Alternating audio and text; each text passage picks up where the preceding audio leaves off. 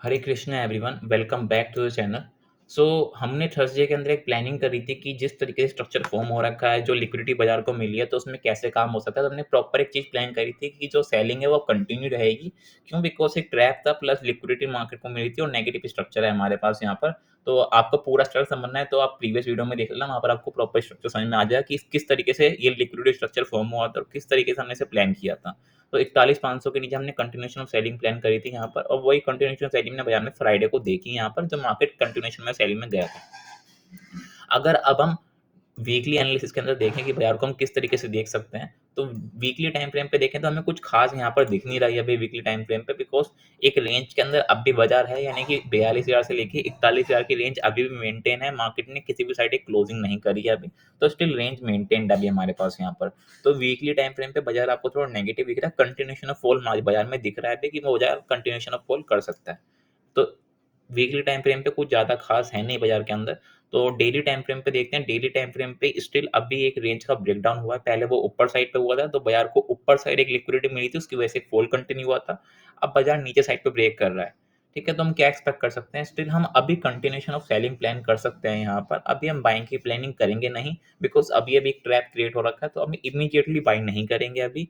तो अभी हम देखते हैं कि हम किस तरीके से स्ट्रक्चर प्लान कर सकते हैं। तो पहली चीज़ है कि हम लॉन्ग नहीं करेंगे 41,500 के नीचे, यानी कि हम अग्रेसिव लॉन्ग नहीं करेंगे 41,500 के नीचे, ठीक है? दूसरी चीज़ क्या है, अभी हम बाउंस द स्ट्रक्चर देखेंगे, हम सेल द बाउंस देखेंगे कि हमें कोई बाउंस मिलता है अच्छा खासा, हम उसे सेल करने की कोशिश करेंगे अगर हमें कुछ नेगेटिविटी शो होती है। तो ये अभी हमारा प्लान रहेगा, बेसिकली सेल द बाउंस हमारा अभी प्लान रहेगा 41,500 के नीचे। तो अब हम छोटे टाइम फ्रेम पे चलते हैं और समझते हैं कि इंट्राडे किस तरीके से प्लान कर सकते हैं हम। तो हम चलते हैं थोड़े छोटे टाइम फ्रेम पे, इंट्राडे प्लान करने की कोशिश करते हैं। तो ये स्ट्रक्चर हमने पहले ही समझ लिया था, ऑल्दो आपको अगर पूरा समझना है तो आप प्रीवियस वीडियो में समझ सकते हो कि ये स्ट्रक्चर किस तरीके से फॉर्म हुआ था, हमने किस तरीके से प्लान करने की कोशिश करी थी। तो अगर आप देखिए हम, तो अगर आप हमें इंट्राडे के लिए फ्रेश शॉर्ट करना है, तो फ्रेश शॉर्ट जो हमारी होंगी, अगर फ्लैट खुलता है बाजार, तो फ्रेश शॉर्ट जो आपकी होंगी वो 40,950 के नीचे ही आपकी अब फ्रेश शॉर्ट होने वाली है। उससे पहले आप फ्रेश शॉर्ट करने की कोशिश मत करना, बिकॉज़ ऐसा मैं क्यों बोल रहा हूँ? बिकॉज़ आप एक लेट शॉर्ट तक की कैटेगरी में आ सकते हो, यानी कि लेट शॉर्ट जो करते हैं बाजार को, बाजार उन्हें हमेशा ट्रैप करता है। जो लेट लॉन्ग करते हैं बाजार को, बाजार हमेशा उन्हें ट्रैप करता है। जैसे यहाँ पर जो लेट लॉन्ग करे होंगे बाजार को, बाजार ने ट्रैप करा, यानी कि हमने निफ्टी के अंदर भी समझा था वहाँ पर कि जो लेट लॉन्ग कर रहा है बाजार को, यानी कि जो देर से लॉन्ग कर रहे हैं बाजार को, बाजार उसे ट्रैप करके निकलेगा बाहर। तो सेम चीज़ यहाँ पर, अगर आप अब इमीडिएट शॉर्ट करने लग जाओगे बाजार को ओपनिंग पे ही, तो आप ट्रैप होने वाले हो कंफर्म, वो आपको यहाँ पर ट्रैपिंग दिख जाएगी आपको। तो 40,950 से पहले अब हम इंट्राडे पे शॉर्ट नहीं करेंगे बेसिकली, अगर फ्लैट ओपनिंग होती है। ठीक है? हमारे पास 2 लिक्विडिटी पड़ी हुई है यहाँ पर, 40,600 की लिक्विडिटी पड़ी हुई है और ये 2 स्ट्रक्चर पड़े हुए हैं यहाँ पर लिक्विडिटी के, यानी कि नियर टू 41,300 के आस-पास लिक्विडिटी पड़ी है, यानी कि 41,250, 41,300 के आस-पास लिक्विडिटी पड़ी है। अगर फ्लैट खुल के आपको ये प्राइस कहीं पर मिल जाए, 41,250, 41,300 के आस-पास प्राइस आपको मिल जाए सडनली स्पाइक के अंदर, तो यहाँ पर आप कोई भी नेगेटिव स्ट्रक्चर पे सेल कर सकते हो, यानी कोई भी आपको नेगेटिव कैंडल शो या फिर रिजेक्शन शो हुई, तो आप उसका हाई लगा के आप शॉर्ट कर सकते हो उसे एक बड़े टारगेट के लिए। इस टारगेट के लिए आप प्लान कर सकते हो 40-600 के लिए। ठीक है? अगर गैप अप ही खुलता है इसके आस-पास, जो ये हमारा लिक्विडिटी ज़ोन है इसके आस-पास ही खुलता है, यानी कि 41,250, 300 के आस-पास ही खुलता है और कोई भी नेगेटिविटी शो करता है, वहाँ पर भी सेल कर सकते हो उस बाउंस को। ठीक है? तो सेम स्ट्रक्चर आएगा, अभी हम अभी हम बाय करने की प्लानिंग नहीं करेंगे किसी भी कंडीशन में, ऑल्दो अगर फ्लैट खुलता है तो आप एक छोटी स्कैल्प कर सकते हो, बट अग्रेसिव नहीं जाना अभी हम बाइंग के लिए। बाइंग के लिए भी हमें अग्रेसिव नहीं जाना। अगर आप स्कैल्प, अगर मार्केट फ्लैट खुलता है तो आप एक छोटी-सी बाइंग कंडक्ट कर सकते हो बाजार में, 41,200 के ऊपर आप 50-60 पॉइंट कैप्चर कर सकते हो बाजार में। इससे ज़्यादा अभी हम प्लान नहीं करेंगे लॉन्ग के लिए, यानी कि छोटी-छोटी स्कैल्प कर सकते हैं लॉन्ग के लिए, बट अभी हम अग्रेसिव लॉन्ग नहीं प्लान करेंगे बाजार के अंदर, बिकॉज़ स्ट्रक्चर अभी काफ़ी नेगेटिव शो हो रहा है हमें यहाँ पर। तो इस ज़ोन के आस-पास अगर प्राइस मिलता है तो बेटर प्राइस होगा शॉर्ट करने के लिए। लोअर लेवल पे शॉर्ट करोगे तो आप ट्रैप होने की पॉसिबिलिटी में जा सकते हो, बिकॉज़ हमारा स्ट्रक्चर क्या है? सेल द बाउंस स्ट्रक्चर है, सेल द लो स्ट्रक्चर नहीं है। तो बाउंस को सेल करोगे तो आप फ़ायदे में रहने वाले हो यहाँ पर, लो को सेल करोगे तो आप ट्रैप होने की कोशिश में आसान। क्यों? ट्रैप क्यों होगा यहाँ पर? बिकॉज़ विक्स लो है। विक्स लो है तो आपको लोअर लेवल पे बाउंस दिखने लग जाएँगे सडनली, तो वहाँ पर आप ट्रैप हो सकते हो वहाँ पर। तो इसलिए हम बाउंस सेल करने की कोशिश करेंगे, लो को सेल करने की प्रोबेबिलिटी थोड़ी कम रहेगी हमारी, हम बाउंस को शॉर्ट करने की पॉसिबिलिटी रखेंगे। अगर गैप डाउन ही खुलता है 40 या 900 के 50 950 के आस-पास, तो जैसे ही हमें क्लोजिंग मिलती है 15 मिनट की 40 या 950 के नीचे, हम कंटिन्यूएशन ऑफ सेलिंग प्लान करेंगे। ठीक है, यानी कि सिंपल है, अगर गैप अप खुलता है ज़ोन के आसपास कोई रिजेक्शन मिलती है शॉर्ट, फ्लैट खुलता है तो वेट करना पड़ेगा, गैप डाउन खुलता है तो इमीडिएट शॉर्ट होगा एक क्लोजिंग के बाद, एक क्लोजिंग मिलने दो उसके बाद इमीडिएट आप शॉर्ट कर सकते हो उसी कैंडल का हाई डाल के, एक आप नॉर्मल 40-600 के टारगेट के लिए या फिर 40-600 40-700 का जो ये जोन है इसके टारगेट के लिए आप प्लान कर सकते हो। अब आप अगर निफ्टी को देखें यहाँ पर, नो निफ्टी को भी अगर आप देखोगे वीकली टाइम फ्रेम पे, तो आपको स्ट्रक्चर कुछ खास नहीं दिखेगा यहाँ पर वीकली टाइम फ्रेम पे, बिकॉज अभी मार्केट एक इनडिसिसिव मोड में है। अभी मार्केट ने कोई पर्टिकुलर ट्रेंड डिसाइड नहीं करा है।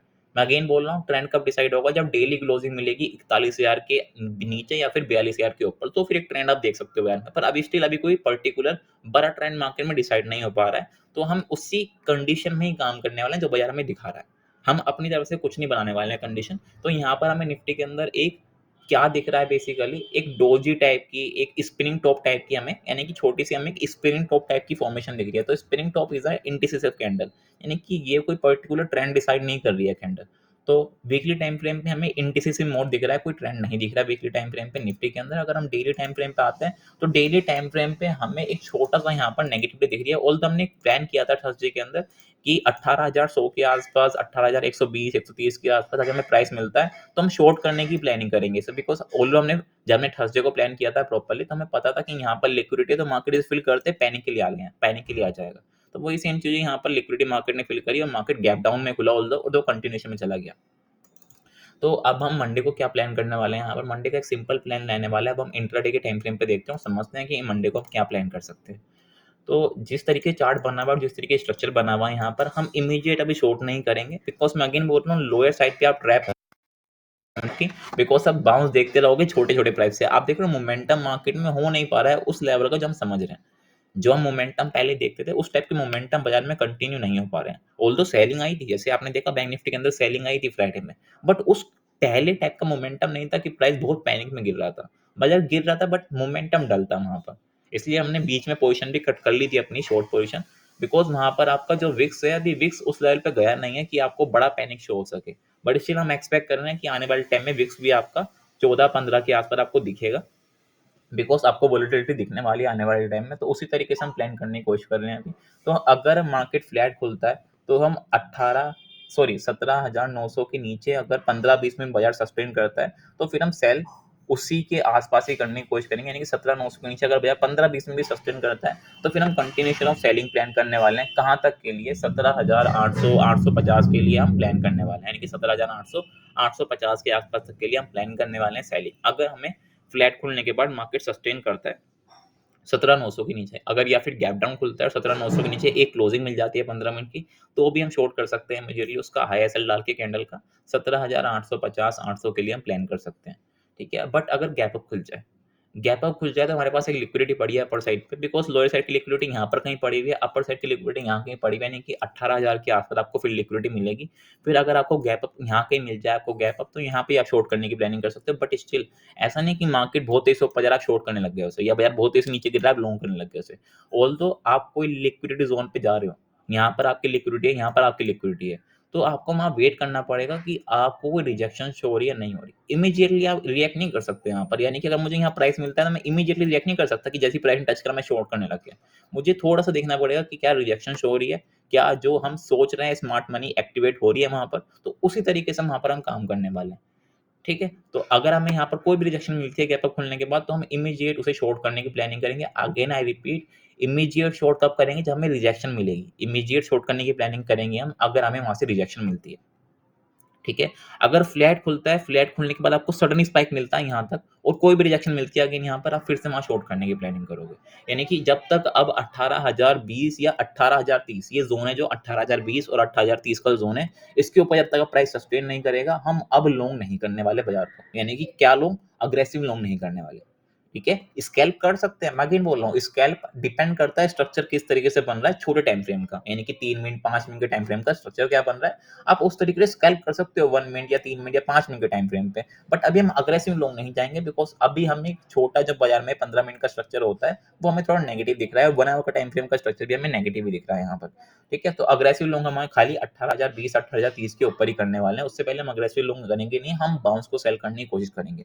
तो अगर यहाँ कहीं प्राइस मिलता है तो इसे हम सेल सेल करने की कोशिश करेंगे यहाँ पर। बट अगर मेजर गैप डाउन खुल जाता है तो फिर हम थोड़ा अवॉइड करेंगे शॉर्ट करने के लिए। अगर बड़े ही गैप डाउन खुल जाता है, एग्ज़ाम्पल लो कि बाज़ार खुलता है लगभग 17,860 850 के आस-पास बाज़ार खुल रहा है, तो फिर हम अवॉइड करेंगे। या फिर बैंक निफ्टी खुल रहा है आपका 40,800 700 के आस-पास खुल रहा है, तो फिर इमीडिएट फ्रेश शॉर्ट हम अवॉइड करेंगे। मार्केट वहाँ पर साइडवेज़ होने की प्रोबेबिलिटी काफ़ी हाई हो जाएगी। या फिर मार्केट कुछ ज़्यादा ही बड़ा गैप अप खुल जाए, एग्ज़ाम्पल लो 18,050 के आस-पास खुल जाए और बैंक निफ्टी नियर टू 41,400 500 के आस-पास खुल जाए, तो फिर वो कोई सेंस नहीं बनता। मार्केट वहाँ फुल्ली साइडवेज़ हो जाएगा वहाँ पर। बिकॉज़ ना तो आपके सेलर निकल पाएँगे बाज़ार में, ना बायर्स फ्रेश एंट्री कर पाएँगे। वहाँ पर तो पूरा आप चौपी बाज़ार देखोगे। अगर ऐसा कुछ हुआ, बट कंडीशन वहाँ पर थोड़ी लो प्रोबेबिलिटी ऐसा कुछ होगा। ठीक है? तो ये हमारे पास कुछ हमारे पास यहाँ पर सिनेरियोज़ हैं। अगर कुछ ऐसा होता है तो हम इस तरीके से यहाँ पर प्लान करने वाले हैं। इस लिक्विडिटी को हम प्लान करने वाले हैं। तो 2 लिक्विडिटी है, एक यहाँ पर लिक्विडिटी पड़ी है, एक वही लिक्विडिटी पड़ी है। तो किसी प्राइस पे आपको मिलता है तो वहाँ पर आप प्लानिंग करोगे ट्रेड करने के लिए। यहाँ पर मिलता है, मैं शॉर्ट करने की प्लानिंग करूँगा। जैसे अगर मुझे प्राइस यहाँ मिलता है, यहाँ मिलता है, तो मैं देखूँगा बड़ा गैप डाउन इसके आस-पास ही खुल जाता है। गैप डाउन इतना बड़ा होता है कि वो इसके आस-पास ही खुल जा रहा है, तो फिर शॉर्ट करने की प्लानिंग, लॉन्ग करने की प्लानिंग करेंगे सॉरी यहाँ पर, वो रिजेक्शन के बाद। ठीक है, दैट्स अ प्रॉपर प्लान हमारा। बाकी हमें ओपनिंग नहीं पता है यहाँ पर, तो अभी हमें ओपनिंग नहीं पता, तो हम कुछ भी डिफाइन नहीं कर सकते कहाँ पर ओपनिंग होने वाली है। ओपनिंग के बाद ही हमें पता चलेगा कि हम किस तरीके से ट्रेड प्लान करने वाले हैं, वो मैं आपको लाइव अपडेट करता रहूँगा। ठीक है? अ, अगर हम देखें यहाँ पर इंडिया विक्स, तो इंडिया विक्स आपका हमने प्लान कर रखा है कि आपको 40-50 तक दिखेगा आने वाले टाइम में। मे बी नेक्स्ट वीक्स के अंदर आपको दिखने लग जाएगा। अभी देखो आप यहाँ पर एक टाइम पे 4-5% ऊपर था, बट स्टिल क्लोजिंग के आते-आते आपको ये थोड़ा नीचे आ गया। बट एक टाइम पे आपका 4-5% भी ऊपर था। ठीक है? डो जोन्स के अंदर आपको एक ट्रैप मिला है। डो जोन्स के अंदर अभी एक फ्रेश ट्रैप हुआ है बाजार के अंदर, तो वो भी एक कंटिन्यूएशन ऑफ सेलिंग हो सकती है। अगर डो जोन्स आपका 33,500 के नीचे आता है, तो वो कंटिन्यूएशन ऑफ सेलिंग के लिए आ जाएगा। प्लस जो सबसे बड़ा मेन थ्रेट है, वो है हमारा यूएसडी आईएनआर। अगर ये 83 के ऊपर ट्रेड करना स्टार्ट करता है, तो फिर आप पैनिक देखोगे। फिर आप देखोगे विक्स बहुत तेज़ी से ऊपर जा रहा है। बट अभी थोड़ा-सा मार्केट भी साइडवेज़ है, बेसिकली सारे मार्केट ही साइडवेज़ है, हमारा मार्केट कोई स्पेशल नहीं है। हर मार्केट अभी साइडवेज़ है, यूएस, यूरोप, एशिया सब साइडवेज़ हैं अभी बेसिकली। तो इसलिए हमारा बाज़ार भी अभी साइडवेज़ ही है, ज़्यादा बड़ा मोमेंटम बाज़ार में हो नहीं रहा है। बट अगर यूएसडी आईएनआर आपका 83 के ऊपर ट्रेड करना स्टार्ट करता है, तो फिर आप देखोगे विक्स काफ़ी तेज़ी से ऊपर भागेगा और हमारे बाज़ार भी काफ़ी तेज़ी से पैनिक के अंदर गिरने वाला है। ठीक है, दैट्स अ प्लान। बाकी हम ओपनिंग देखेंगे और उस तरीके से हम प्लान करेंगे कि बाज़ार को हम ट्रेड कैसे करने वाले हैं। That's it.